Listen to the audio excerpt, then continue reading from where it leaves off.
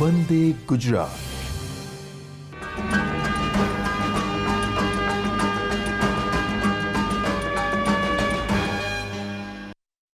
નમસ્કાર દર્શક મિત્રો, હું મહિલા અને બાળ વિકાસ વિભાગ ના જેન્ડર રિસોર્સ સેન્ટર તરફથી શૈલેન્દ્ર કુમારી ઝાલા આપ સૌનું સેટકોમ કાર્યક્રમમાં સ્વાગત કરું છું.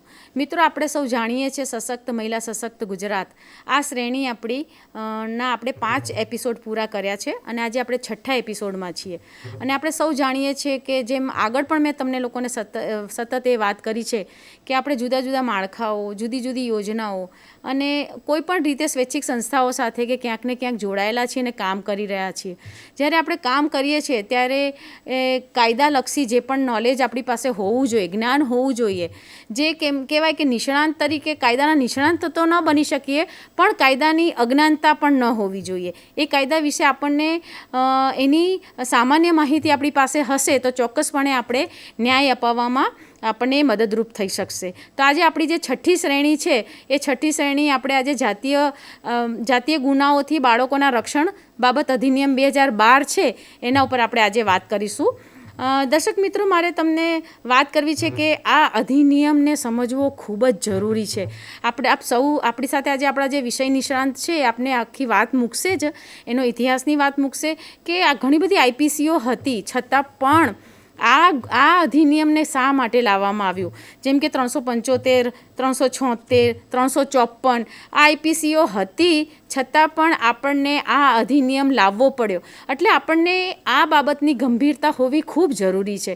આ ગંભીરતાને આપણે સમજીશું, જાણીશું તો ચોક્કસપણે આપણે બાળકોને ન્યાય અપાવી શકશું. એ બાળકોમાં એ ફિમેલ ચાઇલ્ડ હોય કે મેલ ચાઇલ્ડ હોય, આપણે બંનેની વાત આજે એ વાત મૂકવાની છે.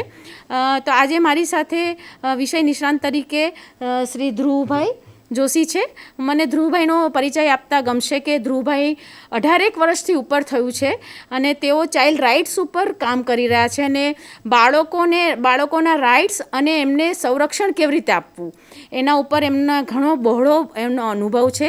એમણે યુએન એજન્સીમાં કામ કરેલું છે, સ્વૈચ્છિક સંસ્થાઓમાં કામ કરેલું છે અને સરકાર સાથે પણ જોડાયેલા છે. એટલે એમને ત્રણેય પ્રકારના જેને કહેવાય કે બહોળો અનુભવ આજે આપણી સાથે મૂકશે. અને ખાસ કરીને આ વિષય ઉપર એઓ ઘણા લાંબા સમયથી કામ કરી રહ્યા છે. તો ધ્રુવભાઈ, હું તમારું મહિલા અને બાળ વિકાસ વિભાગ અને જેન્ડર રિસોર્સ સેન્ટર તરફથી આપનું સ્વાગત કરું છું. ધ્રુવભાઈ, મારે તમને સૌથી પહેલાં પૂછવું છે, અમારા દર્શક મિત્રો એ જાણવા માંગશે કે 375, 376, 354 આ બધી આઈપીસી હોવા છતાં આ વિશેષ અધિનિયમ શા માટે લાવવામાં આવ્યો, એનું કારણ શું છે, ત્યાંથી આપણે શરૂઆત કરીશું તો દર્શક મિત્રોને એનો ઇતિહાસનું પણ ખ્યાલ આવશે. ધ્રુવભાઈ. સૌપ્રથમ તો હું મહિલા અને બાળ વિકાસ વિભાગ અને જેન્ડર રિસોર્સ સેન્ટર કે જેણે આજે આ પ્રોગ્રામ સુંદર મજાનો ગોઠવ્યો છે અને મને અહીંયા આમંત્રિત કર્યો છે એ બદલ હું એમનો ખૂબ ખૂબ આભાર માનું છું. શૈલેન્દ્રબેન, આપે જે પ્રશ્ન કર્યો છે બહુ જ મૂળભૂત અથવા પાયાનો પ્રશ્ન કહી શકાય. કારણ કે જ્યારે આપણી જોડે ઇન્ડિયન પિનલ કોડની 375, 376, 354 આવી અલગ અલગ બધી કલમો હતી જ, તો શું કામ આપણે એવો વિશેષ કાયદો બાળકોના જે કંઈ પણ જાતીય ગુનાઓ બાળકો સાથે સંમેલિત છે એમાં લાવવાની જરૂર ઊભી થઈ? તો આપણે આજે જ્યારે જોઈશું તો કદાચ શરૂઆત આપણે એનાથી જ કરીએ વધારે સારું થશે. પણ એના પહેલાં જો પૃષ્ઠભૂમિની થોડીક વાત કરીએ તો આપણે એ સમજવું પડશે કે બાળકો આપણે કોને કહીએ છીએ આ કાયદાના સંદર્ભે. અને આમ તો હવે આ કાયદાએ જે ઓવરઓલ જે સિસ્ટમની જે વ્યાખ્યા છે બાળકની, એટલે જુવેનાઇલ જસ્ટિસ સિસ્ટમ જે છે કે જેના અંતર્ગત બાળકોના રક્ષણ અને કલ્યાણ માટેની જેટલી પણ બાબતો છે એ સમાવિષ્ટ કરવામાં આવી છે. તો એની અંદર જે ઉંમર આપવામાં આવી છે એ જ ઉંમર આની અંદર પણ સ્વીકૃત રાખવામાં આવી છે. એટલે કે જે વ્યક્તિઓ 18 વર્ષથી નાની ઉંમરના હોય તમામ બાળકો છે અને એ બધાને આ કાયદો લાગુ પડી શકે છે. એટલે એક આ વાત થઈ. બીજું, આપણે આ કાયદાને સમજીએ પહેલાં આપણે એ સમજવું પડશે કે કન્સેન્ટ સેક્સ એટલે શું. એટલે કે સહેમતિથી જાતીય પ્રક્રિયાઓમાં સંમેલિત થવા માટેની કાયદાએ અલાઉ કરેલી ઉંમર કઈ છે. બરાબર. આ એટલા માટે સમજવું જરૂરી બનશે કે જ્યારે પણ કોઈ પણ વ્યક્તિ બાળક છે અને એને જ્યારે કન્સેન્ટ સેક્સની ઉંમરથી નાનું છે એને સાથે કોઈ પણ વ્યક્તિ જે બીજું મોટું પણ હોઈ શકે નાનું પણ હોઈ શકે સંપૂર્ણ સહેમતિથી બાળકની સંપૂર્ણ સહેમતિથી પણ જો જાતીય પ્રક્રિયામાં સંમેલિત થશે તો પણ એને બળાત્કાર અથવા જાતીય ગુનો કર્યો ગણાશે. એટલે આ એક સ્પષ્ટતા આપણે લેવી પડશે. ઘણી વખત એવી બધી દલીલો અથવા ગેરસમજ ઊભી થતી હોય છે કે ભાઈ આ જે વ્યક્તિ દેખાય છે જેને આ બાળક કહો છો એની તો હું પૂર્ણ સહેમતિથી આ પ્રક્રિયામાં સંમેલિત થયું છે અને બાળક પોતે પણ એની સહેમતિ લેખિતમાં આપવા તૈયાર છે. પણ જ્યારે એ કન્સેન્ટ સેક્સથી નાની ઉંમર છે, આપણા દેશમાં કન્સેન્ટ સેક્સની ઉંમર એટલે કે સહેમતિથી જાતીય પ્રક્રિયામાં સંમેલિત થવાની જે ઉંમર છે એ 18 વર્ષ રાખવામાં આવી છે. વચ્ચે ઘણા બધા ટેકનિકલ કારણોસર, એમાં કોઈ જ બીજું સામાજિક કે કોઈ પણ રાજકીય કારણ નહોતું, પણ ટેકનિકલ કારણોસર એને 16 કરવાનો પ્રયત્ન થયો હતો. પણ ક્યાંક થોડુંક હજુ સમાજમાં પૂરતી જાગૃતતા નથી એટલે આનો થોડો વિરોધ થયો અને ફરીથી આપણે 18 કરી દીધી છે. એટલે હવે 18થી નાનું કોઈ પણ વ્યક્તિ કે જેને આપણે બાળક ગણીએ છીએ એ જો એની સંપૂર્ણ સહેમતિથી પણ એની સાથે જો કોઈ પણ જાતીય પ્રક્રિયામાં સંમેલિત થશે તો એ જાતીય ગુનો કર્યો ગણાશે. હવે જે પ્રક્રિયા છે એ પ્રમાણે જાતીય ગુનો. એટલે આપણે ઉંમરને બહુ સ્પષ્ટ સમજવી જરૂરી છે આ કાયદાના સંદર્ભે. યસ. થોડીક વધારે આગળ વાત કરીએ તો આ કાયદો એટલા માટે લાવવો પડ્યો કારણ કે 2007ની સાલમાં સેન્ટ્રલ ગવર્મેન્ટનું જે women and child development department છે, જે મહિલા અને બાળ વિભાગ જે છે, એણે યુનિસેફ અને પ્રયાસ અને એવી બાકીની અમુક સંસ્થાઓ સાથે મળી અને નેશન વાઇડ એક રિસર્ચ કર્યો હતો કે જેની અંદર બાળકો કેવી પરિસ્થિતિમાં છે, એટલે એમના જાતીય ગુનાઓની પરિસ્થિતિ કેવી છે, શારીરિક રીતે થતા ગુનાઓની, માનસિક રીતે થતા ગુનાઓની કે બાકીની બધી પરિસ્થિતિઓ કેવી છે, એનો અંદાજ કેળવવાનો પ્રયત્ન કર્યો. તો એની અંદર જે કંઈ પણ તથ્યો નીકળીને આવ્યા એના ઉપરથી જે આપનો પ્રશ્ન હતો કે કેમ આપણે વિશેષ કાયદો લાવવાની જરૂર પડી, એની આપણને જરૂરત ઊભી થઈ. જો ટેકનિકલ ટીમના મિત્રોને વિનંતી છે કે જે આપણું પ્રેઝન્ટેશન છે એની ઉપર તો હું એ થોડીક એની વધારે ડિટેલ જો આપી શકું તો જે આખી આ જે રિસર્ચ કરવામાં આવ્યો હતો એ રિસર્ચની અંદર જે સેક્સ્યુઅલ ગુનાઓ એટલે કે જે જાતીય ગુનાઓ હતા એની કઈ બાબતો એમાંથી ખાસ કરીને એનો એક્સ્ટ્રેક્ટ નીકળીને આવ્યો હતો એની આપણે ખાલી વાતો કરીશું આજે અને બહુ જ સંક્ષિપ્તમાં વાતો કરશું. તો એમાં એક નિષ્કર્ષ એ નીકળીને આવ્યો હતો એ આખા સંશોધનનો કે 53.22% બાળકો એક અથવા વધુ રીતો દ્વારા જાતીય દુરુપયોગનો સામનો કરતા હોવાનો અહેવાલ છે. એટલે કે દર 1થી વધારે બાળક કોઈના કોઈ રીતના જાતીય દુરુપયોગનો સામનો કરી રહ્યો છે. આ સેન્ટ્રલ ગવર્મેન્ટનું ભારત દેશનું, એટલે દર 2 એક બાળકથી વધારે એમ કહીએ તો પણ ચાલે. એટલે કેટલું મોટું એનું પરિમાણ થયું. એ જે જાતીય ગુનાઓ છે એ મૃદુ પ્રકારના પણ હોઈ શકે અને અતિ કઠોર જેને આપણે બળાત્કાર સુધી પણ ખેંચી જઈ શકીએ એ પણ હોઈ શકે, પણ કોઈના કોઈ રીતના જાતીય દુરુપયોગનો સામનો કરી રહ્યા છે. બીજું નિષ્કર્ષ એ નીકળીને આવ્યું કે 21.90% એટલે દર 5એ એકથી વધારે બાળક ગંભીર જાતીય દુરુપયોગનો સામનો કરી રહ્યા છે. એની પછી એક રિસર્ચ એવું હતું કે 51% બાળકો જાતીય દુરુપયોગનો ભોગ બન્યા હોવા છતાં તેની કોઈ નોંધ નથી લેવાતી. એટલે કે એની વાતને સાંભળવી અથવા એને કન્સિડર કરવું, એને આગળ ન્યાય પ્રણાલી સુધી પહોંચાડવું કે એ બધી વાતો માટે કોઈ તૈયાર થતા નથી. એના માત્ર કાયદાકીય કારણો નથી, એના સામાજિક કારણો પણ બહુ મોટા છે. એ સિવાય એક એવું નિષ્કર્ષ નીકળીને આવ્યું હતું કે 50% દુરુપયોગ પરિચિત હોય અથવા એવી વ્યક્તિ દ્વારા જ દુરુપયોગ કરવામાં આવે છે કે જેઓ ઉપર બાળકની જવાબદારી અથવા વિશ્વાસ મૂકવામાં આવ્યો હોય. એટલે વધારે પડતા જે જાતીય ગુનાઓ છે એ નજીકના લોકો જ કરતા હોય છે એવું, અથવા અડધા ગુનાઓ આપણે કહી શકીએ. 72.1% તેમની સાથે થયેલ આવા દુર્વ્યવહારને ક્યારેય રિપોર્ટ નથી કરતા. એટલે આ એક સૌથી વધારે ગંભીર બાબત નીકળીને આવે છે કે એમ કહી શકાય કે દર 4એ 3 બાળકો, 3થી થોડાક ઓછા, તો 3 બાળકો તો રિપોર્ટ કરવાનું યોગ્ય જ નથી સમજતા. કારણ કે એક તો એમને સમજ નથી કે એમના માટે શું તંત્રો, કાયદાઓ કે જે સહાયતા કરી શકે એવા તંત્રો ઊભા થયા છે, અને બીજું કે એમને કોઈની ઉપર વિશ્વાસ નથી આવતો. એટલે સુધી કે ક્યારેક મા બાપના ઉપર પણ વિશ્વાસ મૂકતા ખચકાતા હોય છે. એના પણ ઘણા બધા સાયકોસોશિયલ કારણો. અને બની શકે કે આપણું જે સામાજિકરણ થયું છે, આપણે જે માહોલમાં આપણો ઉછેર થયો છે, કદાચ એમાં સૌથી મોટી ભૂમિકા કુટુંબની પણ હોઈ શકે કે કુટુંબ પણ ન ઈચ્છતું હોય કે મારે આ અંગે રિપોર્ટ કરવો છે. આપણે કામગીરી અત્યારે કરી રહ્યા છીએ અને આપણે જોઈએ છીએ તો રિપોર્ટ જે આપે આટલો મોટો આંકડો જે બતાવો છો કે 72.1%, એટલે બહુ જ મોટો કહેવાય આંકડો. હું એમ કહીશ કે કદાચ આપે તો બહુ મોટી વાત કરી દીધી કે કુટુંબીજનો તૈયાર હશે કે કેમ, પણ એના કરતાં પણ એક મોટી વાત એ છે કે માની લો કે કોઈ પણ બાળકી કે કોઈ દીકરી ઘરમાં છે અને એની સાથે કોઈક આવી છેડખાની રસ્તામાં થાય છે, સ્કૂલ કે કોલેજ જાય છે એના, અને જો એ ફરિયાદ કરશે તો તેનું પહેલું આપણા સામાજિક માળખા પ્રમાણે પહેલાં રેસ્ટ્રિક્શન્સ એની ઉપર આવશે કે તારે આ રીતે જવાનું, આટલા વાગે જવાનું, આટલા વાગે પાછા આવી જવાનું, આવા કપડાં પહેરવાના, આવું નહીં કરવાનું. એટલે એને એમ થાય છે કે ગુનો મેં કર્યો હોય એવી રીતે મારી સાથે બિહેવ. એમાં હું વધારે એક વસ્તુ ઉમેરીશ કે ઘણી વખતે દીકરીઓનું શિક્ષણ પણ બંધ થઈ જાય છે આ કારણોસર. બિલકુલ. દીકરીઓની પર્સ્પેક્ટિવથી જો આપણે વાત મૂકતા ખૂબ હોઈએ મોટું એક પરિમાણ ભાગને છે એનું પણ. તો એટલે બાળકો જે નાનપણથી જ આપણે જોઈએ તો ધારો કે કોઈ કે આપણને માર્યા હોય અને આપણે ઘરે જઈને મા બાપને કમ્પ્લેન કરીએ કે મને આ ફલાણા વ્યક્તિએ માર્યું, તો પહેલો પ્રશ્ન લગભગ ખાસ કરીને શિક્ષકો કે એવું કોઈએ માર્યું હોય, તો બધા એવું નથી હોતું પણ ક્યાંક ક્યાંક એવું થાય તો પહેલો પ્રશ્ન એ પૂછવામાં આવે છે કે તે શું કર્યું હતું. એટલે સૂક્ષ્મ રીતે નાનપણથી જ એક જાતનું પ્રોગ્રામિંગ થઈ જાય છે કે મારી સાથે તો જ ખોટું થાય જો હું કંઈક ખોટું કરું છું તો.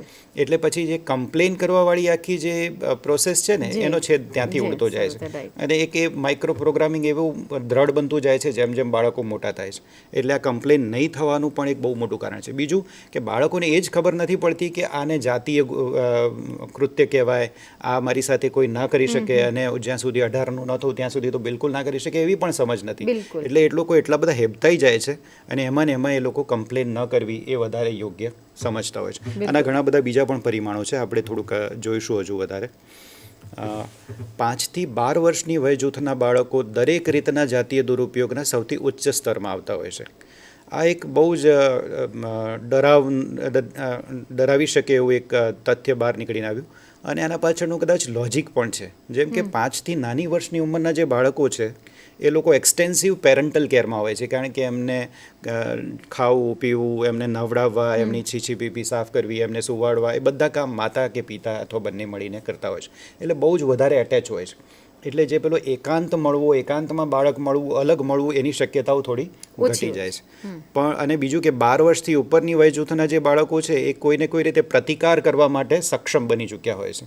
એટલે આ જે વય જૂથ છે 5 થી 12 વર્ષની વચ્ચેની, એની અંદર બાળકો ના એક્સટેન્સિવ પેરેન્ટલ કેરમાં છે, ના એ પોતે પોતાની જાતને પ્રોટેક્ટ કરવા માટે સક્ષમ બન્યા છે, કે ના એ કમ્પ્લેન કરશે.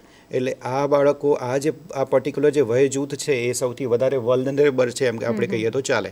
અને જે કોઈ પણ ઘરોમાં આ વય જૂથના બાળકો હોય એની આપણે સવિશેષ કાળજી લેવી, એવું આ તથ્ય ઉપરથી આપણને નિષ્કર્ષ નીકળી શકે છે. એટલે દર્શક મિત્રો, ધ્રુવભાઈએ જે વાત કરી એમાં આ એજને ખાસ ધ્યાનમાં રાખવી ખૂબ જરૂરી છે, જેમ આપણા રિસર્ચના આંકડા બતાવે છે.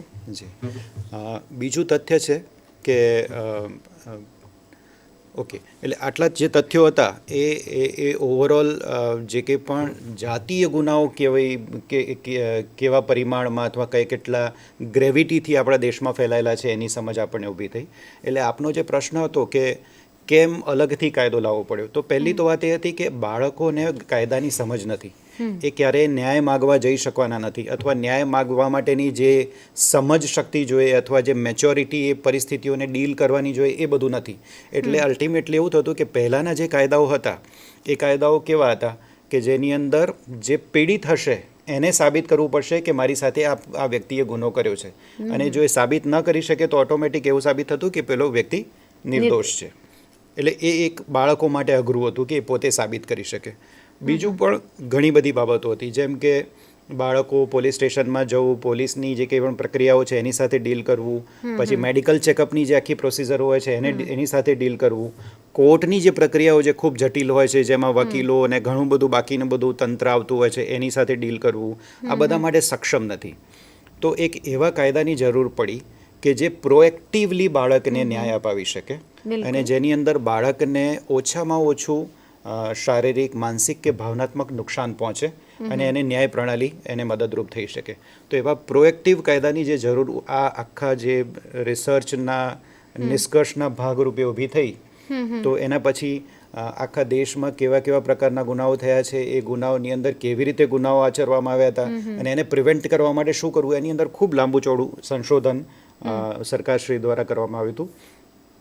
અને લગભગ 2007-08થી આ પ્રક્રિયા, હું એમ કહું તો ખોટું નથી, કે ચાલુ થઈ હતી, જે 2012માં જઈને આપણી સંસદે પાસ કર્યું અને એ કાયદો બન્યો છે.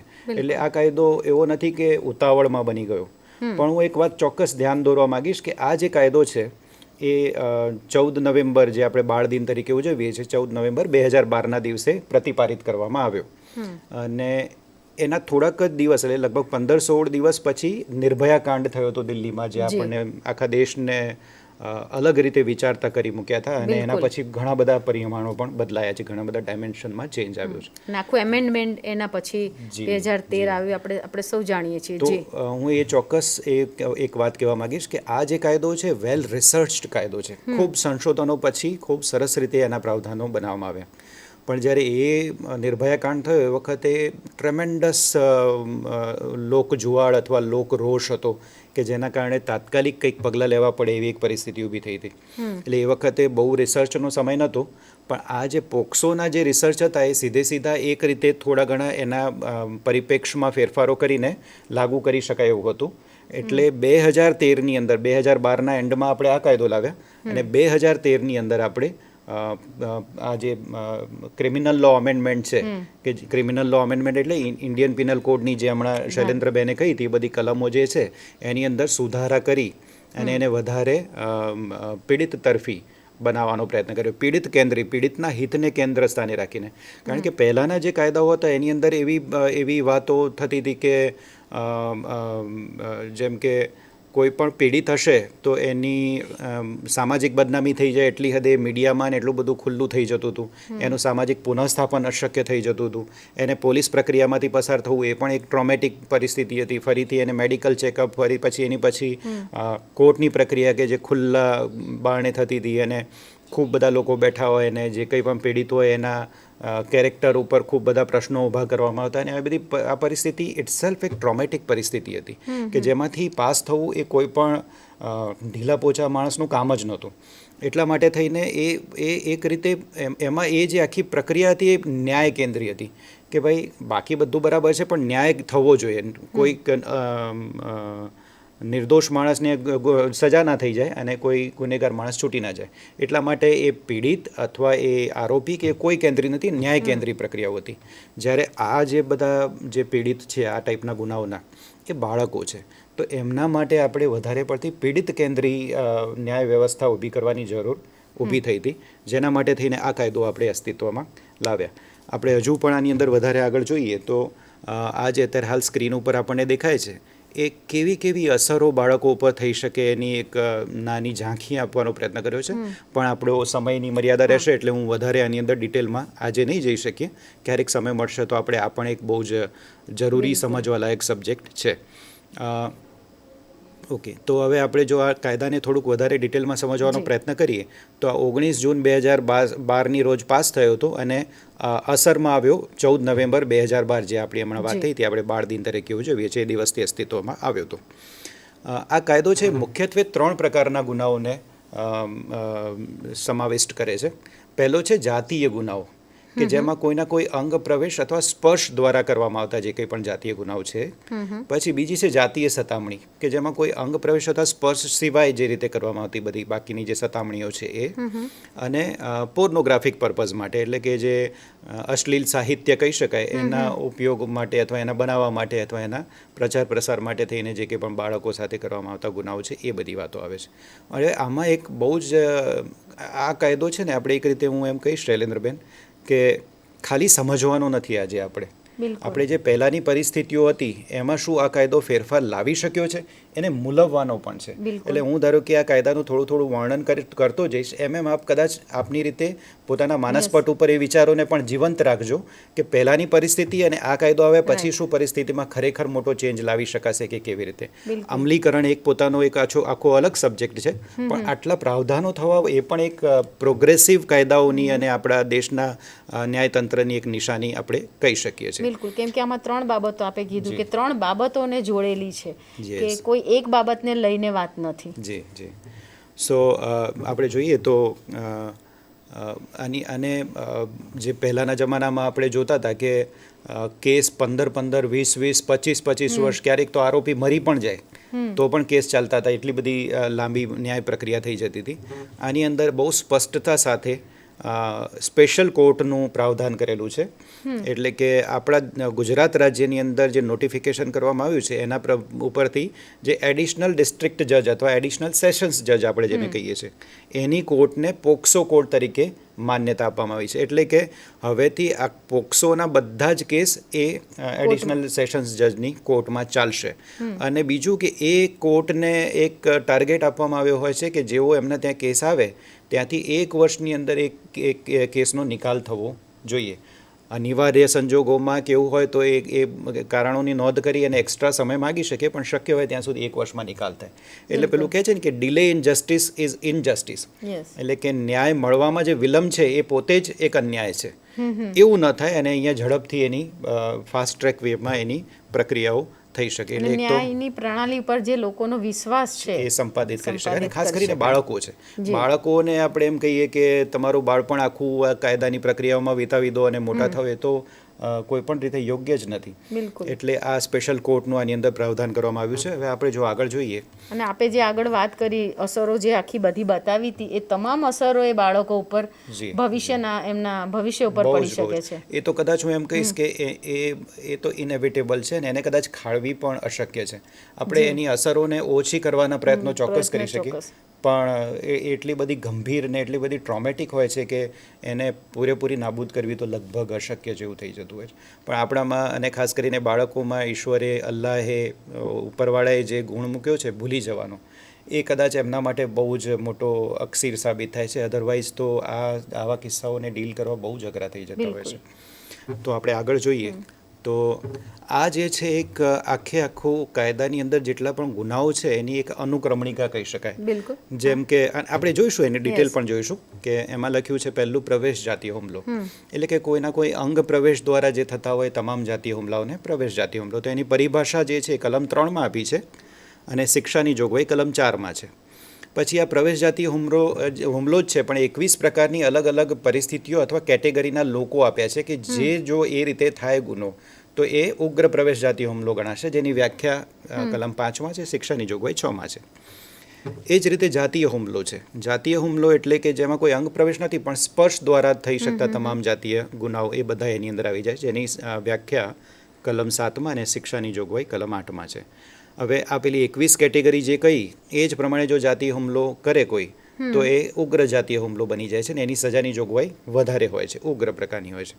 પછી જાતીય સતામણી છે કે જેની અંદર કોઈ અંગ પ્રવેશ અથવા સ્પર્શ નથી પણ અલગ અલગ રીતોથી બોલચાલથી, હાવભાવથી અને બીજા કેટલાય માધ્યમોથી જે રીતે જાતીય સતામણી કરવામાં આવતી હોય છે તો એ બધી એની અંદર સમાવિષ્ટ કરવામાં આવી છે અને એની શિક્ષાની જોગવાઈ કલમ 12માં છે. કલમ 13ની અંદર જે પોર્નોગ્રાફિક પર્પઝ માટે એટલે કે અશ્લીલ સાહિત્યના ઉદ્દેશ માટે જે બાળકોનો ઉપયોગ થાય છે એ બધી વાતો એની અંદર કવર કરી દેવામાં આવી છે. એક બહુ સારું સુધારવાની અંદર એ આવ્યો છે કે ગુનો કરવામાં જે મદદગારી કરે છે ને એને ગુનાની જે સજા છે એટલી જ સજા મદદગારીવાળાને પણ મૂકી દેવામાં આવી છે. એટલે આપણે ઘણી વખત જોઈએ છીએ કે આવા ગુનાઓ છે ને એકલા એક હાથે કરવા થોડા અઘરા હોય છે, પણ મિત્રો કે આ કે તે કે કોઈનું કોઈ એવું મદદરૂપ થાય કે જેના કારણે આ ગુનો કરવો શક્ય બને છે. તો એવા મદદગારીવાળાને પણ ગુનો કર્યા બરાબરની સજાની અંદર આની અંદર મૂકવામાં આવે છે કે જેથી કોઈ પણ આવા વિકૃત માનસપટવાળા લોકોને કોઈ મદદગાર પણ જલ્દીથી ન મળે. અને ગુનો કરવાનો પ્રયાસ કર્યો છે પણ પૂર્ણ નથી થયો ગુનો, તો એ કિસ્સામાં જે એની પરિભાષા કલમ 18માં છે અને શિક્ષાની જોગવાઈ પણ 18માં જ આપી છે. એમાં એવું કહે છે કે જે ગુનાની સજા છે એના કરતાં અડધી સજા આમાં થશે. એટલે બહુ મજાનું આની અંદર આપણે કહી શકીએ કે બાળ કેન્દ્રિક આખું વાતાવરણ ઊભું કરવાનો પ્રયત્ન થયો છે. હવે જો આપણે કલમ 3 જે પ્રવેશ જાતિ હુમલાની વાત કરે છે એને જો આપણે થોડું ડિટેલમાં જોઈએ તો એમાં A, B, C ને D એવી 4 પેટા કલમો આપી છે. એમાં હવે આ કાયદો છે ને એ જેન્ડર ન્યુટ્રલ બનાવી દેવામાં આવ્યો છે. એટલે કે આ જેટલો પુરુષોને લાગુ પડે છે એટલો સ્ત્રીઓને પણ લાગુ પડે છે. કારણ કે પહેલાંના કાયદાઓમાં આ મર્યાદા હતી કે એક એવી પૂર્વધારણા સાથે એ કાયદાઓ બન્યા હતા કે જાતીય ગુનાઓ માત્ર પુરુષો જ કરે છે અને જાતીય ગુનાઓના પીડિત માત્ર સ્ત્રીઓ હોય છે.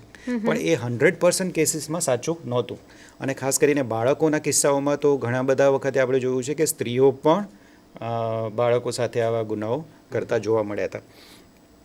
એટલે આ કાયદાને એમને જેન્ડર ન્યુટ્રલ બનાવી દેવાનો પ્રયત્ન કર્યો છે. એટલે આપ જોશો તો A, B, C ને Dમાંથી ખાલી A જે છે એ પુરુષના ગુપ્તાંગની વાત છે એટલા માટે થઈને માત્ર પુરુષોને લાગુ પડે છે. બાકીના B, C અને D ત્રણે બંને પુરુષો સ્ત્રીઓને બંનેને, અને ટ્રાન્સજેન્ડર હોય તો ટ્રાન્સજેન્ડરને પણ લાગુ પડશે. મારે ખાસ આપને એ જ પ્રશ્ન ત્રીજો પૂછવો હતો કે આમાં ટ્રાન્સજેન્ડરની શું, એટલે જેન્ડર ન્યુટ્રલ છે, એટલે ટ્રાન્સજેન્ડર પણ એક જેન્ડર જ જેન્ડર જ છે, yes. અને એને પણ એટલું સમાન રીતે જ લાગુ પડશે જેટલું પુરુષો અથવા સ્ત્રીઓને લાગુ પડશે. Yes.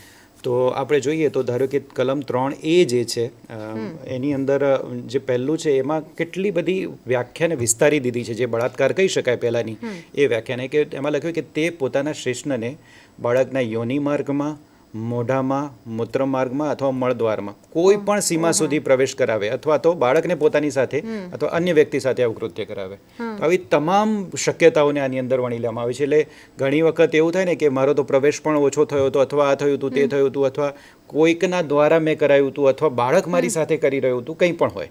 એ તમામ પરિસ્થિતિઓને આમાં આપણે જે વાત થઈ હતી કે 18 વર્ષથી નાનું કોઈ પણ વ્યક્તિ છે, બાળક છે, અને એની સાથે આવું કોઈ પણ કૃત્ય એની મરજીથી પણ થાય છે તો પણ એ જાતીય ગુનો ફોર્મ કરશે, એટલે એ કોન્સ્ટિટ્યુટ થાય જ છે.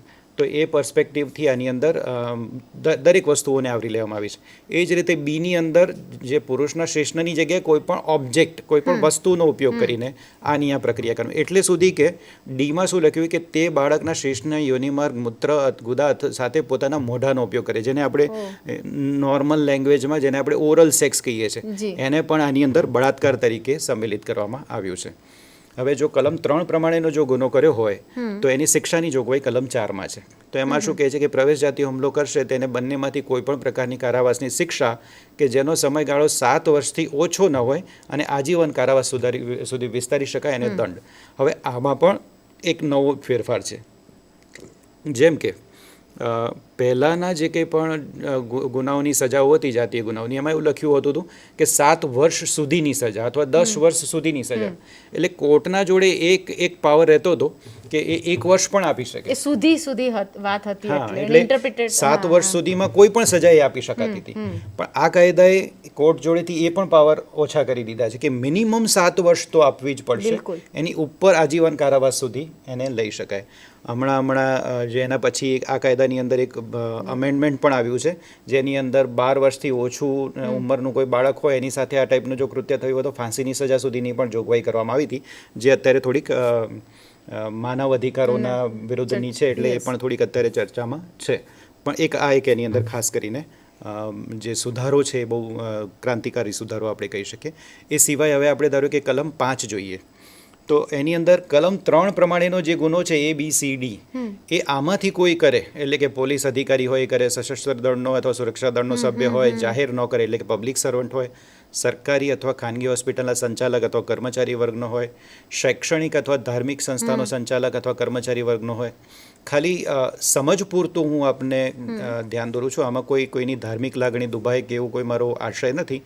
પણ જે આશારામ બાપુ ઉપર જે કેસ દાખલ થયો હતો એની અંદર એમની ઉપર આ કલમ લાગી હતી કે ધાર્મિક સંસ્થાના સંચાલક હોવાના નાતે એમણે આ કૃત્ય કર્યું છે, ને એનો આરોપ લાગ્યો હતો, જે સાબિત પણ થયો પાછળથી. એટલે એ જે કલમ લાગી હતી, આ લાગી હતી, એટલે ઉગ્ર પ્રકારનો ગુનો એની અંદર એમાં આ લેખાઈ ગયો હતો. એ જ રીતે જો કોઈ પણ બાળકના ઉપર સામૂહિક એટલે કે ગેંગ રેપ કરે, પછી બાળક માનસિક અથવા શારીરિક રીતે અસક્ષમ હોય એનો લાભ લઈને કરે, 1થી વધારે વાર અથવા વારંવાર કલમ 3 પ્રમાણેનું કૃત્ય કરે, અલગ અલગ બધા જે હોમ હોય છે એમાંનું કોઈ વ્યક્તિ એના જાપ્તામાં હોય એ વખતે બાળક સાથે એવું કૃત્ય કરે, બાળકને આ કૃત્ય કરવા માટે ધાક ધમકી અથવા પ્રાણઘાતક હથિયારનો ગોળીબારનો કે એવા કોઈનો ઉપયોગ કરે, અંગ પ્રવેશ માટે બાળકને ઈજા પહોંચાડે શારીરિક કે એ રીતની, તો એ પણ આની અંદર કવર થશે. બાળકનું કોઈ સગુવાલું હોય ને એ જો કોઈ આવું કૃત્ય કરે છે, બાળ સંસ્થા તેનો માલિક અથવા વ્યવસ્થાપક અથવા કર્મચારીગણનો હોય અને કરે, ટ્રસ્ટ સત્તાધિકારીનો હોય, બાળકી ગર્ભવતી છે જાણવા છતાં તેની ઉપર આવું કોઈ કૃત્ય કરે, બાળક ઉપર પ્રવેશ જાતિ હુમલો કરીને તેને મારી નાખવાનો પ્રયત્ન કરે, જાહેરમાં નગ્ન અથવા નગ્ન કવાયત કરાવે, જાતીય હુમલાના પરિણામ સ્વરૂપ જે તે બાળકી હોય એ ગર્ભવતી થાય, અથવા જે સેક્સ્યુઅલી ટ્રાન્સમિટેડ ડિઝીઝીસ કહી શકાય, એટલે કે જાતીય કૃત્યના કારણે ફેલાવાની જે શક્યતાવાળા બધા રોગ છે, HIV અને બાકીના અન્ય પ્રકારના જે એના જીવનને ભયમાં મૂકી શકે એવો જો કોઈ રોગ પણ ફેલાવે, તો આમાંનું કોઈ પણ જો કોઈ કૃત્ય થાય કલમ 3 પ્રમાણેનું, તો એની સજા વધારે છે. એમાં લખ્યું છે 10 વર્ષ કરતાં ઓછી ન હોય, જેને સખત કારાવાસની શિક્ષા, જેને આજીવન કારાવાસ અને દંડ બંને એની અંદર થશે. આને પણ હમણાં વિસ્તારીને અલગ અલગ ઉંમર પ્રમાણે એને 20 વર્ષ સુધી કરી દેવામાં આવી છે. ઓકે. એટલે ખૂબ સુંદર એની અંદર એમ કહી શકાય કે ઝીરો ટોલરન્સ આપણે નીતિ અપનાવી છે કે બાળકોનો કોઈ પણ કેસ છે તો એની સાથે કોઈ પણ બાબતને ટોલરેટ નહીં કરી લેવામાં આવે, અને એ જ મેસેજ આપણે સમાજમાં આપવાનો રહે છે. ખૂબ જરૂરી છે. નેક્સ્ટ જોઈએ તો આ છે જાતીય હુમલો, જે કલમ 7ની અંદર આપવામાં આવ્યો છે. તો એમાં શું કહે છે કે જે કોઈ પણ જાતીય ઈરાદાથી કોઈ પણ બાળકના ગુપ્તાંગોને સ્પર્શે અથવા બાળકને પોતાના ગુપ્તાંગો સાથે સ્પર્શ કરાવે તો ત્રાહિત વ્યક્તિ સાથે કરે, તો આમાં ખાસ એક શબ્દ અગત્યનો છે, જાતીય ઈરાદાથી. એટલે ઘણી વખત એવું થાય કે કોઈક એવા ભીડભાડવાળા વિસ્તારમાં ભૂલથી ક્યાંક હાથ અડી જાય બાળકને, તો એ વાત આખી અલગ છે. પણ જાતિ ઈરાદાથી જ જે આ લોકો કૃત્યો કરતા હોય છે તો એ તમામ વસ્તુઓ આની અંદર સંમેલિત થાય છે, અને એમાં 3 વર્ષથી 5 વર્ષ સુધીના સમયગાળાની શિક્ષા અને દંડ બંને આપી શકાય. આપણા ત્યાં શૈલેન્દ્રબેન, આપને કદાચ ખ્યાલ જ હશે કે હોળી ધૂળેટીનો જે તહેવાર છે ને, એની અંદર એક રીતે રંગ લગાવવો અને થોડીક છૂટછાટો લેવી એ એક રીતે સામાજિક રીતે થોડું સ્વીકૃત કહી શકાય એવું એક હતું. પણ એ સ્વીકૃતને લોકોએ વિકૃતિ તરફ લઈ ગયા, અને એમાં બાળકો વધારે ભોગ બને, એ બિચારા સમજી પણ ના શકે કે આને શું કહેવાય ને કેટલું ખોટું છે ને એનો અમારે વિરોધ કરવો જોઈએ. એટલે બાળકો સૌથી વધારે તો આની અંદર તમામ વસ્તુ આવી જાય છે. એટલે કે હોળી ધૂળેટીમાં જે ખોટી રીતે છૂટછાટો લઈને જે કરવામાં આવતું હતું એ પણ આ ગુનાને ફોર્મ કરી શકે છે, જે 3 થી 5 વર્ષનો હોય. અને એમાં પણ જે પેલી આપણે જોઈશું જે 21 કેટેગરી હમણાં આપણે જોઈએ ને કે સગોવાલો હોય, સરકારી નોકર હોય, ને એમાંનું જો કોઈ વ્યક્તિ કરે છે તો આપણે જોઈએ એની અંદર શું સજાની જોગવાઈ છે. એટલે આ વ્યાખ્યા ઘણી બહોળી કરી નાખી છે આપણે આ કાયદામાં. જે પહેલા આઈપીસી હતી અને જે નવો આપણો જે આ કાયદો આવ્યો, અને આપણે જે આખી વાત મૂકી કે કોઈ પણ રીતે બાળકને આ દુષ્પ્રેરણથી, એટલે ઝીરો ટોલરન્સ, બાળક સાથે આવું કોઈ કૃત્ય કરવું ના જોઈએ, અને કરશે તો એને ટોલરેટ નહીં કરી લેવામાં આવે. એને કડકમાં કડક જે શિક્ષાની જોગવાઈઓ થઈ શકે એની અંદર મૂકવામાં આવી છે. ટેકનિકલ ટીમને અનુરોધ છે કે આપણું પ્રેઝન્ટેશન શરૂ કરે તો આપણે આગળ એમાં પણ ડિસ્કશન કરી શકીએ. ઓકે, તો જે કલમ આગળની જે આપણી જે જોઈ 7 નંબરની કે જેમાં સ્પર્શથી થતો ગુનો છે, એને જો પેલી 21 કેટેગરી પ્રમાણેનું જો કોઈ કરે છે તો 5 વર્ષ કરતાં ઓછી ન હોય, જેને 10 વર્ષ સુધીની થઈ શકે. એટલે એક રીતે આપણા દેશમાં 7 વર્ષથી ઉપરની સજા ખૂનના કેસમાં થતી હોય છે.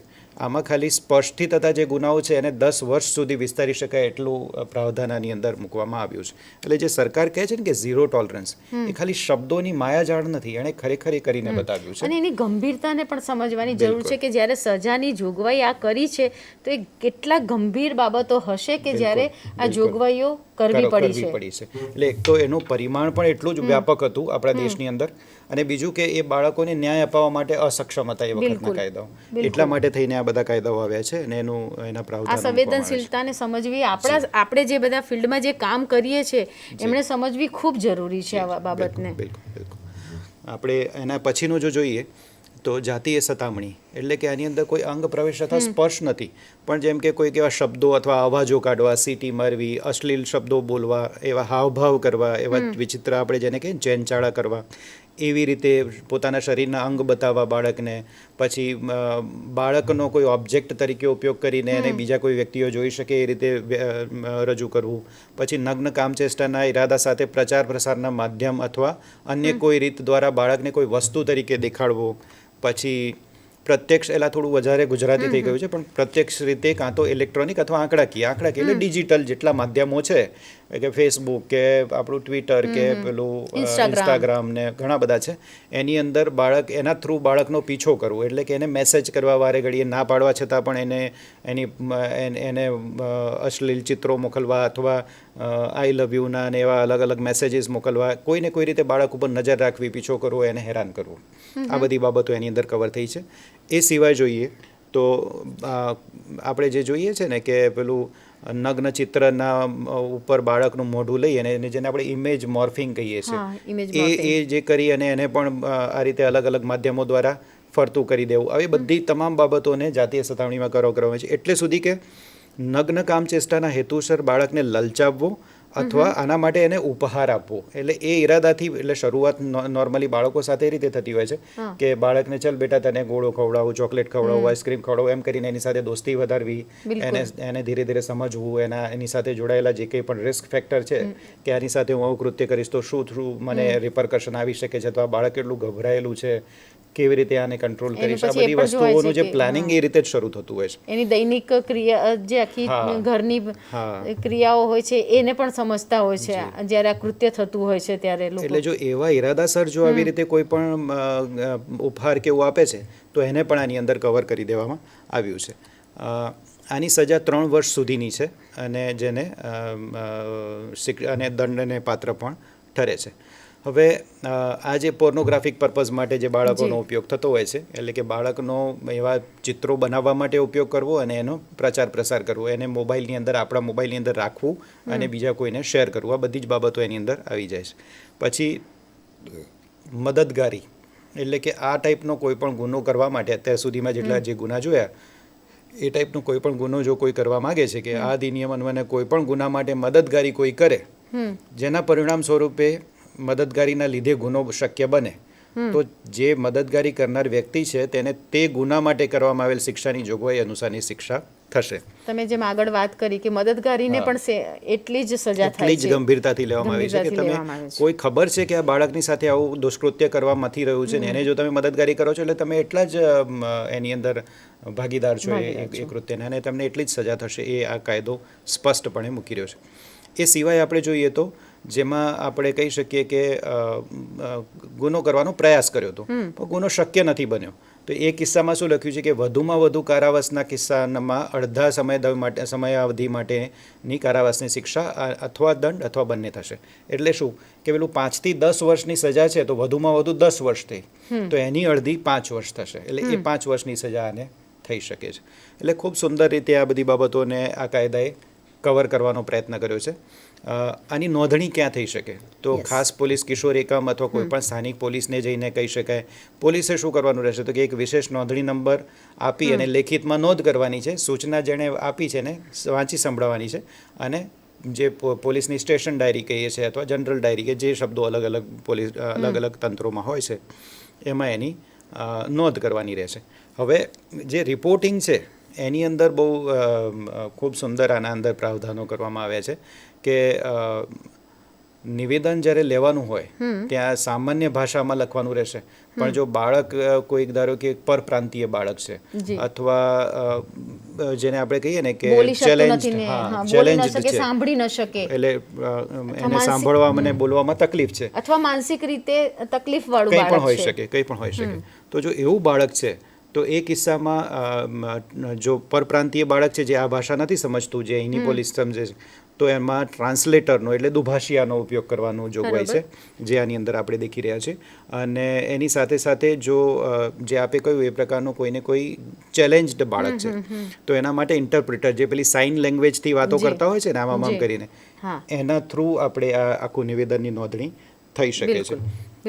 એ સિવાય જો જોઈએ તો ઓકે, આ એક અગત્યનું બીજું પણ છે આની અંદર કે જે 2 નંબર પેટા કલમ 2 છે કલમ 21ની, તો એ શું કહે છે કે પહેલું તો એ એક જે પેટા કલમ 1 છે એવું કહે છે કે જે કોઈ પણ ગુનો બન્યો હોય અને જો કંઈ એની ગુનો બન્યાની આપણને જાણ છે અને આપણે નોંધણી નથી કરાવતા અથવા પોલીસ જો એનો કેસ લેવાની ઇનકાર કરે છે કે એવું કંઈ પણ હોય, તો એ જે તે વ્યક્તિને 6 માસ સુધી વિસ્તારી શકાય તેવી જેલની સજા અથવા દંડ અથવા બંનેની શિક્ષા થઈ શકે છે. બિલકુલ. એ સિવાય જે બીજા નંબરની પેટા કલમ છે ને એ બહુ જ અગત્યની છે. એમાં શું કહે છે કે કોઈ પણ વ્યક્તિ કે જેને આધીન કોઈ કંપની અથવા સંસ્થા છે કે જે કોઈ પણ નામે ઓળખાતી હોય, તેઓના નિયંત્રણમાં કામ કરતી કોઈ પણ નીચલા હોદ્દાની વ્યક્તિ સંબંધી કલમ 19ની પેટા કલમ 1 અન્વયે આવા ગુનાની નોંધણી કરવામાં નિષ્ફળ રહે છે. એટલે કે જો કોઈ પણ સંસ્થા આપણે ચલાવી રહ્યા છીએ અને આપણી સંસ્થામાં જો કોઈક વ્યક્તિ નીચલા દરજ્જા ઉપર છે ને એણે કોઈક આવું કૃત્ય કર્યું છે, તો એ કેસ એ પર્ટિક્યુલર ફરિયાદને નોંધાવવાની જવાબદારી જે તે માલિકની અથવા એના સંસ્થાના સંચાલકની રહેશે, વડાની રહેશે. અને જો એ કામ કરવામાં ફેલ જાય છે તો એને જે નિર્દિષ્ટ કરવામાં આવેલી જે શિક્ષા હોય એમાં 1 વર્ષ સુધીની કરી શકાય જેલની સજા અને દંડ, એટલે કે એવું નથી કે જેલની સજા અથવા દંડ, બરોબર છે. 1 વર્ષ સુધીની જેલની સજા પણ થઈ શકે અને દંડ પણ થઈ થશે. શકે. એટલે આમાં બહુ સ્પષ્ટ રીતે ક્લિયર કરી દીધું છે ગવર્મેન્ટે કે જો તમે કોઈ પણ જગ્યાએ કામ કરી રહ્યા છો અથવા તમારી સંસ્થા છે તો ત્યાં આવું કોઈ પણ કૃત્ય ન થાય એની જવાબદારી તમારી છે. જી. અને જો આવું થઈ જાય છે તમારા કંટ્રોલ બહાર તો એને રિપોર્ટ કરી અને એને બહાર એને ન્યાય સુધી પહોંચાડવાની જવાબદારી તમારી રહેશે. બિલકુલ. અને જો એમાં તમે નિષ્ફળ રહો છો અથવા એ કેસને દબાવી દેવાનો કે એવો જો કોઈ પ્રયત્ન કરો છો જી. તો એ જે તે સંસ્થાના સંચાલકને અથવા માલિકને 1 વર્ષ સુધીની સજા અને દંડની જોગવાઈ કરી છે, જે ખૂબ સુંદર છે ને ખૂબ આવકાર્ય છે. કારણ કે આપણે જોયેલું છે કે ઘણા બધા કિસ્સાઓમાં એવું થતું હતું કે આવો કોઈ પણ કેસ થાય ને તો બાળક તો ન્યાય માગવાનું નથી, એટલે ઘણા બધા લોકો જે આરોપી છે એને બચાવવા માટે લાગી જતા હોય છે અને ઉપરથી એ લોકો કેસને સાબિત થવો વધારે અઘરો બનાવી દેતા હોય છે. બિલકુલ. અને એને બાળકની પુરાવાનો માનસિક નાશ કરવો, પરિસ્થિતિ એ અલગ તો થઈ વધારે અલગ થાય જ. છે. Yes. તો છે. એટલે આ પણ એક પ્રાવધાન આની અંદર ખૂબ સુંદર રાખવામાં. તમે આગળ વાત મૂકો એના પહેલાં મારે નાનકડો એક પ્રશ્ન પૂછવો હતો કે તમે આ ગુનાની નોંધણી ને બધાની વાત મૂકી તો મને એક પ્રશ્ન એવો થાય છે કે ઘણીવાર એવું બની શકે કે કોઈ સ્ત્રી બાળક કે પુરુષ બાળક કે થર્ડ જેન્ડર જેની પણ વાત કરીએ એની સાથે આવો ગુનો થયો છે પણ માતા પિતા કે કુટુંબ કે કોઈ છે નહીં અને એ ગુનો પોલીસ સ્ટેશન સુધી અથવા જે તે એના માટેના લોકો છે ત્યાં સુધી પહોંચે છે પણ એની ઉંમરનું ખબર નથી પડતી, તો આપણે શું કરી શકાય? કેમ કે કદાચ બાળક ન કહી શકે કે એની જન્મ તારીખ શું છે, એને ખ્યાલ ન હોય, બની શકે ઘણા બધા પાસા હોઈ શકે, તો એને બાળકની ઉંમરમાં કેવી રીતે લેવું? ઓકે, આની અંદર છે ને આ જે કાયદો છે ને એણે જે બાળકની ઉંમરની વ્યાખ્યા છે ને એ જુવેનાઇલ જસ્ટિસ સિસ્ટમ જોડેથી લીધી છે.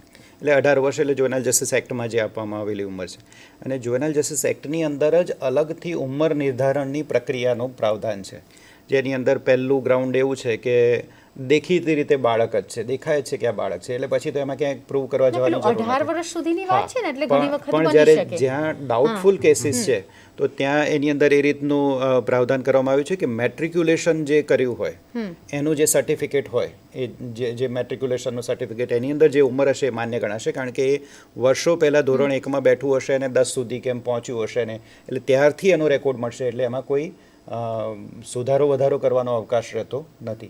પણ જો બાળક ભણેલું નથી, આપે જે કહ્યું એ પ્રકારનું બાળક હોય જે ભણવા કદી સ્કૂલમાં ગયું જ નથી, તો એ કિસ્સાની અંદર જો એણે ધોરણ 1, 2, 3, 4 કરેલું હોય એવી જે સ્કૂલમાં ગયું હશે તો એનું સર્ટિફિકેટ માન્ય ગણાશે. મારે હજુ એનાથી અને એ વધારે પણ કેવું નથી, છે. એ પણ નથી. તો જે જગ્યાએ બાળક જન્મ્યું હોય એનું પંચાયત અથવા અર્બન ઓથોરિટી કે જે કંઈ પણ હશે એ લાગુ પડતી ઓથોરિટીનું ઇસ્યુ કરેલું સર્ટિફિકેટ, પણ આ જે ઇસ્યુ કરેલું સર્ટિફિકેટ હશે એ ગુનો બન્યાના તારીખના પહેલાંનું હોવું જોઈએ. એટલે એવું ના થઈ શકે કે ગુનો બન્યા પછી આને જોરેથી બાળક સાબિત કરી દેવામાં આવે અથવા એને નિર્દોષ સાબિત કરવા માટે બીજા કોઈ પ્રયત્નો થાય અથવા કોઈ પણ, એટલે કે જે ગુનાની તારીખ હતી એ પહેલાંનું જે કંઈ પણ સર્ટિફિકેટ ઇસ્યુ કરેલું હશે તો એ માન્ય. એટલે મારો પ્રશ્ન હજુ પણ આનાથી વધારે એ છે કે શબ્દ વાપરવો આપણને ગમતો નથી પણ અમુક બાળકો જે હોય છે એ ફૂટપાથ ઉપર રહેતા હોય છે, એના કોઈ જ નથી હોતા. એટલે હું આગળ એ જ વાત કરતો કે જ્યારે આવા બાળકો માટેનું શું? એટલે જ્યારે આ બધામાંથી કોઈ પણ પુરાવો આપણી જોડે અવેલેબલ નથી હોતો તો એ કેસની અંદર જુવેનાઇલ જસ્ટિસ બોર્ડ અથવા CWC એના ઓસિફિકેશન ટેસ્ટનો ઓર્ડર કરે છે. ઓસિફિકેશન ટેસ્ટ એટલે કે એવો ટેસ્ટ હોય છે કે જે એક ડૉક્ટર્સની બેન્ચ હોય છે ગઠિત કરેલી કાયદેસર રીતે કે જે એ બાળકની ઉંમર નિર્ધારણ કરે છે, જેની અંદર એક રેડિયોલોજીસ્ટ, એક ઓર્થોપેડિશિયન, એક જનરલ ફિઝિશિયન્સ, આ ટાઈપની એક આખી બેન્ચ હોય છે જે એક આખી પ્રક્રિયા થ્રુ બાળકની એક ઉંમર નિર્ધારણનો પ્રયાસ કરે છે, જેની અંદર આપણને રેન્જ મળે છે. એવી રેન્જ મળે કે ભાઈ આ 16 થી 18 વર્ષની ઉંમરનું બાળક અથવા વ્યક્તિ હોઈ શકે, તો એમાં જે લોઅર રેન્જ હશે એ માન્ય ગણાશે. એમાં પણ પ્લસ ઓર માઇનસ 1 વર્ષનો ફરક રાખીને એને જોવામાં આવે છે. બાળકના શ્રેષ્ઠ હિતમાં જે કંઈ પણ થઈ શકે એ પ્રમાણે એની ઉંમર નિર્ધારણ થતી હોય છે. એટલે આખી ઉંમર નિર્ધારણની પ્રક્રિયાનું સ્પેસિફિક કોઈ પ્રાવધાન આ કાયદામાં નથી, પણ આ કાયદો જેની સાથે સંલગ્ન છે અથવા juvenile justice system as a હોલનો જે આ પાર્ટ છે એની અંદર આ પ્રાવધાન છે જેને આપણે લાગુ કરી શકાય છે. ઓકે, તો આપણે આગળ વધીશું આની અંદર. તો એક આ બહુ ઇમ્પોર્ટન્ટ એની અંદર આવી ગયું. હવે જે નિવેદનની નોંધણી છે ને એના માટે ખાસ કરીને આની અંદર એવું પ્રાવધાન છે કે બાળકના ઘરે જઈને અથવા બાળકને જે યોગ્ય લાગે છે એવી મનપસંદ જગ્યાએ જઈને, મનપસંદ જગ્યાએ એટલે એવું નથી કે બાળકને જે મન થાય એ રીતે, એમ નથી, પણ ઘણી વખત કિસ્સાઓમાં એવું પણ બનતું હોય છે કે સગો બાપ જ આની અંદર ગુનેગાર હોય, તો એ કિસ્સામાં ઘર સુરક્ષિત નથી. તો એ કિસ્સાઓની અંદર અથવા જે યોગ્ય લાગે, જે લાગુ પડતા કિસ્સાઓની અંદર બાળકને જ્યાં યોગ્ય લાગે છે ત્યાં જઈને નિવેદન લેવાનું છે, નહીં કે પોલીસ સ્ટેશને બોલાવીને. આ એક બહુ સુંદર એનું પહેલું પ્રાવધાન છે. અને એના માટે જે સબ ઇન્સ્પેક્ટરથી નીચલા કક્ષાના ન હોય, એટલે મિનિમમ સબ ઇન્સ્પેક્ટર લેવલના અને શક્ય હોય ત્યાં સુધી મહિલા પોલીસ અધિકારીએ આ કામ કરવાનું રહેશે. બાળકનું નિવેદન જ્યારે લેવા જાય ત્યારે યુનિફોર્મમાં જવાનું નથી, નોર્મલ જે સિવિલ ડ્રેસ હોય એની અંદર જવાનું છે. આખી જે પ્રક્રિયા થશે એની અંદર પોલીસ અધિકારીએ ખાતરી આપવાની રહેશે કે બાળક અને આરોપી સામે નહીં આવે. કારણ કે બાળક જ્યારે આરોપીના સામે આવે છે એટલે એ ગભરાઈ જાય છે અને ફરીથી એ ટ્રોમેટિક પરિસ્થિતિમાં મુકાય છે કે જે એના માટે વધારે ડેમેજિંગ હોય છે. તો એ કિસ્સામાં આ ન થાય એની ખાતરી પોલીસે આપવાની રહેશે. કોઈ પણ કારણોસર બાળકને રાત્રિ સમયે પોલીસ સ્ટેશનમાં અટકાવી શકાશે નહીં. અને બીજી એક આ ખાસ સુંદર વાત છે કે પોલીસ અધિકારીએ બાળકની ઓળખ સંબંધી સુરક્ષાની ખાતરી આપવી પડશે. એટલે કે બાળકની ઓળખ છતી ન થાય, એ કોન્ફિડેન્શિયલ જ રહે, એની જવાબદારી પોલીસ અધિકારીઓ પર મૂકવામાં આવી છે. આ સિવાય જ્યારે પણ નિવેદન લેતા હોય એ પોલીસ અધિકારી હોય કે મેજિસ્ટ્રેટ હોય, જે કિસ્સા અનુસાર જે લાગુ પડતું હોય, તો એમણે જે આખી પ્રક્રિયા છે માતા પિતાની હાજરીમાં અથવા બાળકને જે એની પર ભરોસો છે એવા વ્યક્તિની હાજરીમાં કરવાની રહેશે. જ્યારે આપણે આગળ પણ વાત થઈ કે બાળક જ્યારે અસક્ષમ હોય ભાષા સમજવા અથવા શારીરિક રીતે અસક્ષમ હોય તો એને ટ્રાન્સલેટર અથવા ઇન્ટરપ્રિટરનો ઉપયોગ કરવાનો છે ને એને નિયત કર્યા અનુસારની ફી પણ ચૂકવી શકાય છે. ખાસ કરીને આ જે નિવેદન છે એનું ઓડિયો વિડીયો રેકોર્ડિંગ કરવાનું છે ઇલેક્ટ્રોનિક વેમાં. એટલે કે એનું રેકોર્ડિંગ થશે, એની ઉપરથી ઘણી બધી બાબતો ક્લિયર થઈ જશે. જ્યારે પણ મેટર ઓફ ઇન્ટરપ્રિટેશનની વાત આવે ત્યારે પણ એને રિફર કરી શકાય. એટલે વારંવાર બાળકને નિવેદન માટે બોલાવવાની ફરજ નહીં પડે. બીજું કે એ આખી પ્રક્રિયા બાળકની યોગ્ય જગ્યાએ જઈને, એટલે કે એના ઘરે જઈને થઈ છે કે નહીં, એ બધી વાતોને પણ એમાં સ્પષ્ટ પુરાવો ઊભો થતો હોય છે. તો આ બધી રીતે પણ એ ઘણું ઉપયોગી બની રહે છે. બીજું હવે આવે છે પોલીસની આખી પ્રક્રિયા. આપણે જોઈ કે આ રીતે થશે, જે એકદમ ચાઇલ્ડ ફ્રેન્ડલી બનાવવામાં આવી છે, બાળ મૈત્રીપૂર્ણ એને બનાવવામાં આવી છે. એ જ રીતે બાળકોની તબીબી તપાસ. કારણ કે જ્યારે પણ આવા ગુનાઓ થાય છે તો એની અંદર ગુનો સાબિત કરવા માટે થઈ અને એ તબીબી તપાસમાં પુરાવાઓ એકઠા કરવા પણ જરૂરી છે. અને જો બાળકને કોઈને કોઈ ઈજા પહોંચી છે તો એની સારવાર કરવી પણ જરૂરી છે.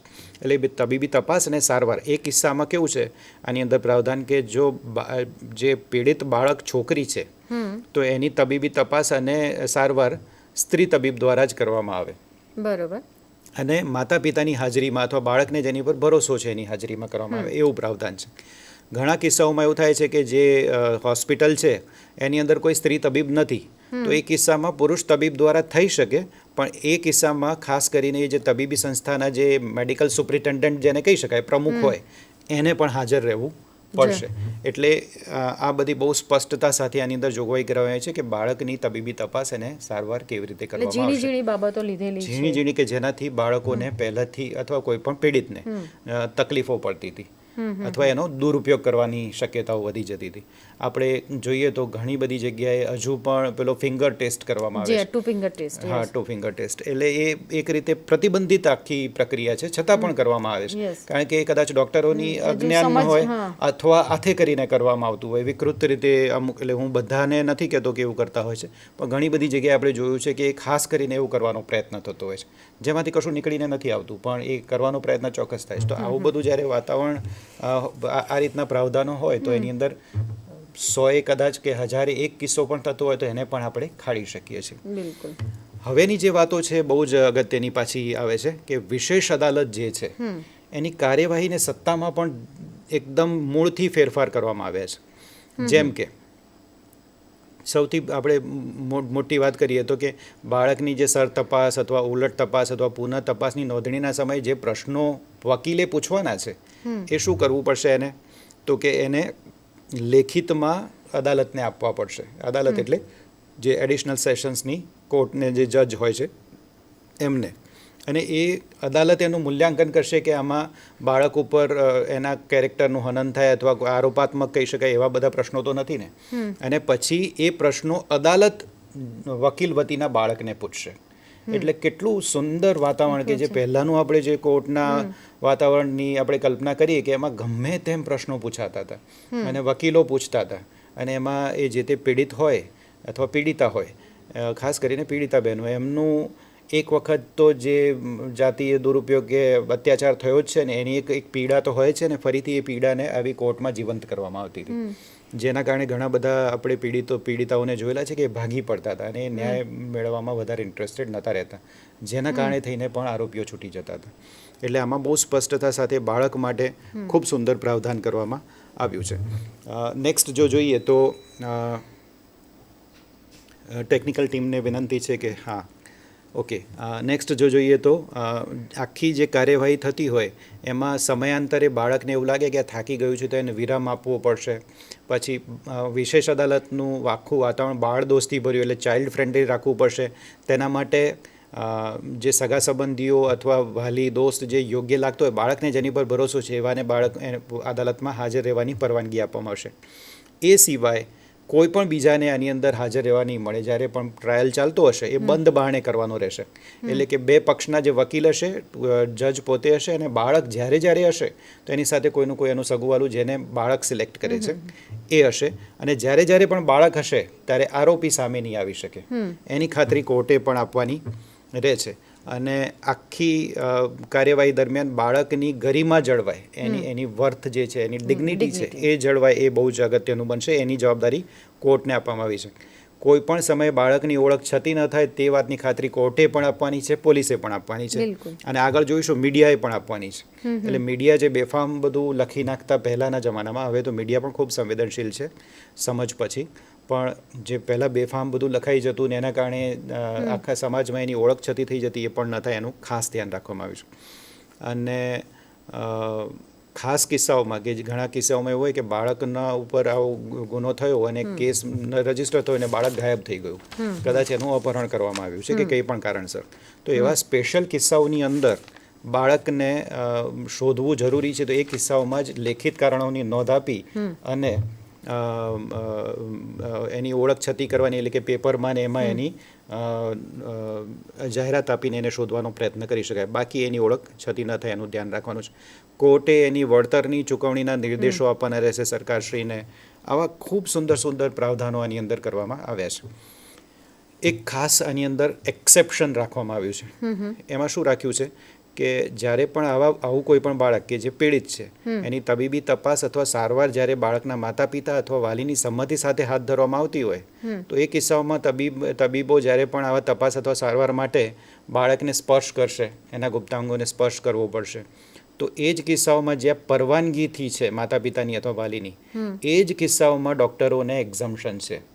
અધરવાઇઝ જો ડૉક્ટરો એમનેમ જો બાળકને સીધું આવી રીતે સ્પર્શ કરે છે તો ડૉક્ટરને પણ આ ગુનો, કલમ 3 થી 13ના જે ગુનાઓ આપણે જોયા, પ્રવેશ જાતીય હુમલાથી લઈ અને મદદગારીના સુધીના બધા, એમાંનું જે કંઈ પણ હશે એ લાગુ પડી શકે છે. ધ્રુવભાઈ, તમને હું થોડુંક વચ્ચે રોકીશ.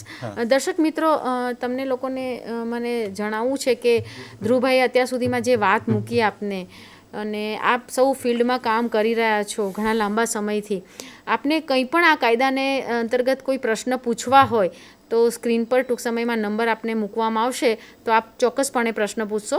ત્યાં સુધી આપણે ધ્રુવભાઈ સાથે એમનો સંવાદ આગળ ચાલુ રાખીએ. યસ ધ્રુવભાઈ, આપ વૈકલ્પિક શિક્ષાની વાત કરી છે, કારણ કે હવે આપણું આ પૂરું જ થવા આવ્યું છે. વૈકલ્પિક શિક્ષાની આપ કંઈક વાત કરતા હતા. વૈકલ્પિક શિક્ષાની જો વાત કરીએ તો આની અંદર એ રીતનું પ્રાવધાન છે કે કારણ કે 2013ની અંદર ઇન્ડિયન પિનલ કોડના અંદર અમેન્ડમેન્ટ લાવી અને ક્રિમિનલ લો અમેન્ડમેન્ટ કરીને એને 354, 166A અને 376 ને આ બધી જે કલમો છે એની અંદર સુધારો કર્યો હતો.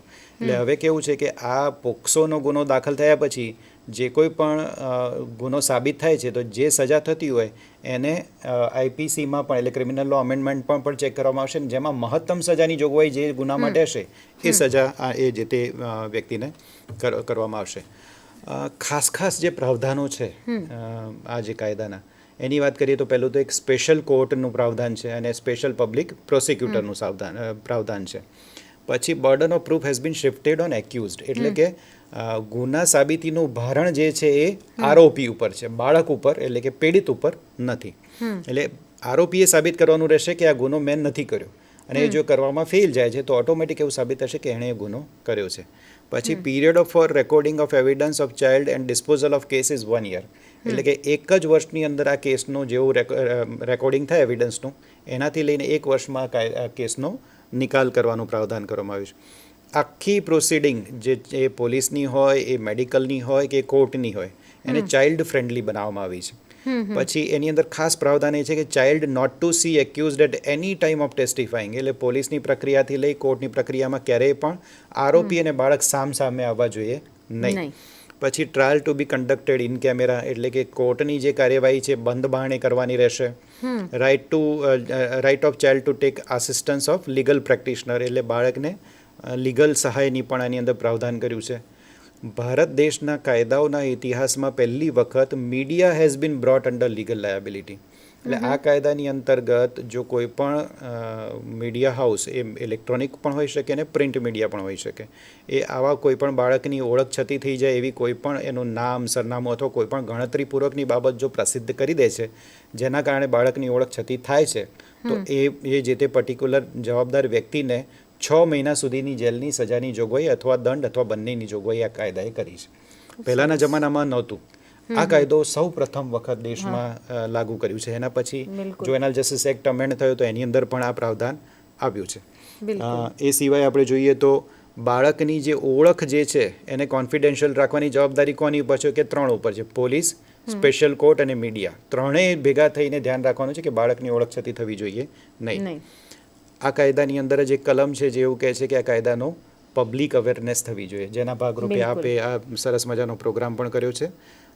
NCPCR એટલે national commission for protection of child rights and SCPCR એટલે કે NCPCRનું નાનું મિનિએચર જે સ્ટેટ લેવલે છે, SCPCR state commission for protection of child rights, એને પાવર આપવામાં આવ્યા છે કે આ ટાઈપના કેસીસ જે થાય છે સ્ટેટમાં એને મોનિટર અને એની ઇન્ક્વાયરી કરે અને એનું પ્રોપર ફોલો અપ. આના ઉપર મને થોડુંક હજુ કહેશો? એક એના દેખરેખ અને મૂલ્યાંકનની જે વાત છે એને થોડી સમજવી છે. એટલે એક NCPCR એક્ટ છે 2005, એના અંતર્ગત દરેક રાજ્યોમાં પણ state commission for protection of child rights બન્યા છે. આપણા ત્યાં પણ અહીંયા જૂના સચિવાલયમાં એની ઓફિસ છે.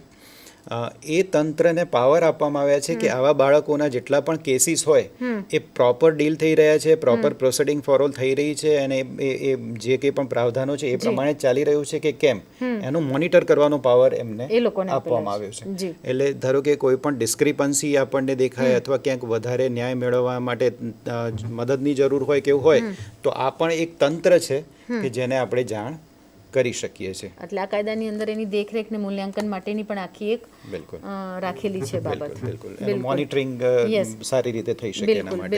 બિલકુલ. દર્શક મિત્રો, સ્ક્રીન ઉપર નંબર મૂકેલો છે. આપને આ કાયદાને રિલેટેડ કોઈ પણ પ્રશ્ન પૂછવો હોય, આપના ફિલ્ડના અનુભવ પ્રમાણે પણ કંઈ વાત મૂકવી હોય તો આપ ચોક્કસપણે ધ્રુવભાઈની સાથે વાત મૂકી શકો છો. છેલ્લી આપણી પાસે 3-1 મિનિટ બાકી છે. આપને કોઈને પણ આ સંવાદમાં જોઈન્ટ થવું હોય તો જોઈન્ટ થઈ શકો છો.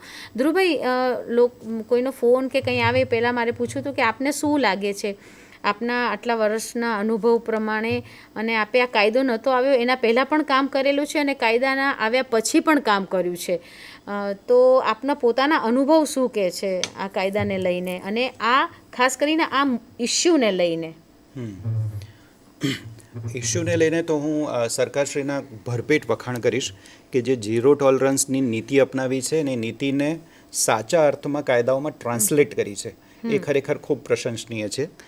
એક રીતે એમ કહીશ કે એક કાયદો બનવો એક આખો અલગ વિષય છે અને એ કાયદાનું પૂર્ણતઃ પાલન થવું એક આખો અલગ વિષય હોય છે, જેની અંદર તંત્રો કાર્યરત છે જ.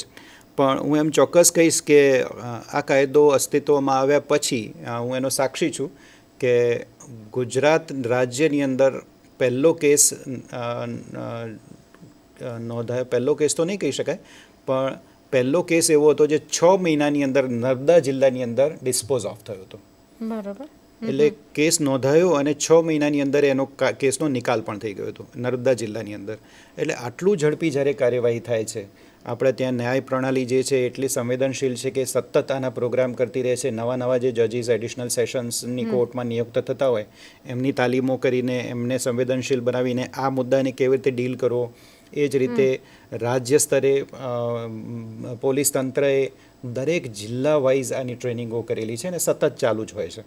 અને એ સિવાય કરાઈ પોલીસ ટ્રેનિંગ એકેડમી છે એની અંદર પણ આની તાલીમો થતી હોય છે. એ જ રીતે આપણે મીડિયા છે, બાકીના બધા તંત્રો છે કે જે લોકો આના સ્ટેક હોલ્ડર છે, હિતધારકો છે આ ઇસ્યુના, એ તમામને જાગૃત કરવાના ખૂબ સુંદર પ્રયત્નો ગુજરાત રાજ્યની અંદર થયા છે, જે ખૂબ પ્રશંસનીય છે અને એનાથી ચોક્કસ ફરક પડ્યો છે. અંત તરફ જતાં મારે ધ્રુવભાઈ તમને વાત જણાવી છે કે આપ અમારા દર્શક મિત્રોને શું સંદેશો આપવા માંગો છો આ અધિનિયમને લઈને? સોશિયલ અને કાયદા આ બંને પર્સપેક્ટિવથી સંદેશો આપ શું આપવા માંગો છો? ખૂબ સરસ વાત કરી છે આપે. હું આને બે સેગમેન્ટમાં આપવાનો પ્રયત્ન કરીશ. જો આપ બાળક છો તો એમ ચોક્કસ કહીશ કે પહેલાં તો આ વાતને સમજો કે ખરાબ સ્પર્શ કયો છે ને સારો સ્પર્શ કયો છે. કયા સ્પર્શને આપણે ચલાવી શકીએ અને કયા સ્પર્શને આપણે બિલકુલ નથી ચલાવવાનો. કાયદોથી લઈ અને બધા જ તંત્રો તમને ન્યાય અપાવવા માટે કટિબદ્ધ છે અને ખૂબ સુંદર પ્રાવધાનના શસ્ત્રો સાથે સજ્જ છે.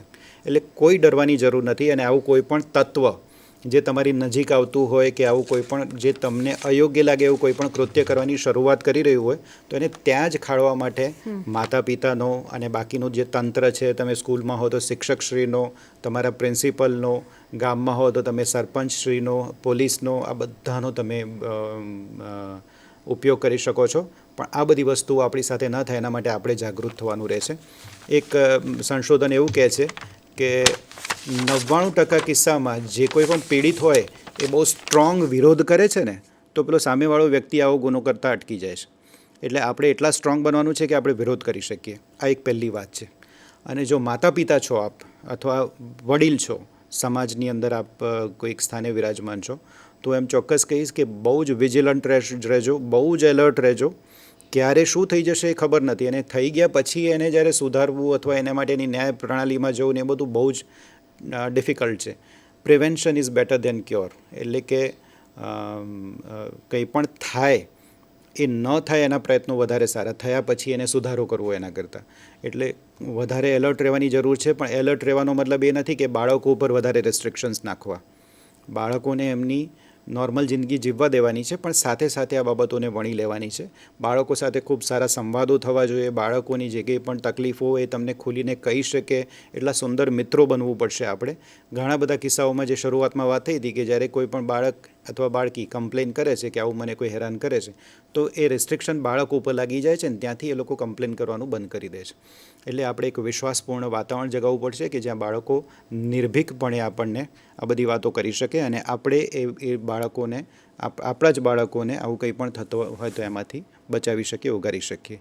અને ખાસ કરીને જ્યારે આપણે સામાજિક રીતે સંગઠિત છીએ તો કોઈ પણ આવા થોડા ઘણા જ તત્વો હોય છે, એવું જો થોડું પણ માથું ઊંચું કરતા હોય તો ત્યાં ને ત્યાં જ આપણે એને ડામી શકીએ એવા સુંદર પ્રાવધાનો આ કાયદાએ પણ આપણને આપ્યા છે. એટલે એના શસ્ત્રો આપણી જોડે છે જ, આપણે ખાલી એનો ઉપયોગ કરવાનો છે કે જેથી આવું ન થાય. સો બસ મારો આ જ એક સંદેશ હતો. હું મહિલા અને બાળ વિકાસ વિભાગ અને જેન્ડર રિસોર્સ સેન્ટર તરફથી ધ્રુવભાઈ આપનો ખૂબ ખૂબ આભાર માનું છું.